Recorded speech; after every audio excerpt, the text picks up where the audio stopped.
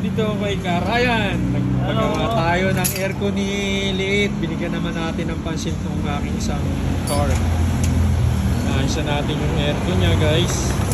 Para pwede nang magamit pang malayuan. Hindi tayo pinagpapawisan, mga idol. And then, binigyan na rin natin ng gulong, guys.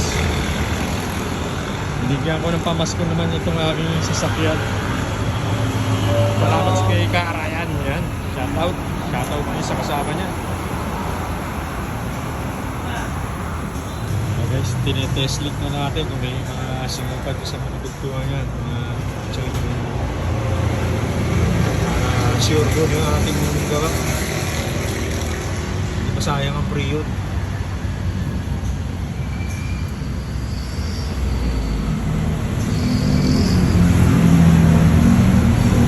Nagre-reklamo kasi yung sakay ko rito, guys, si Ate Oats pag sakay rito. Pinagpapawisan daw siya sa sobrang lamig.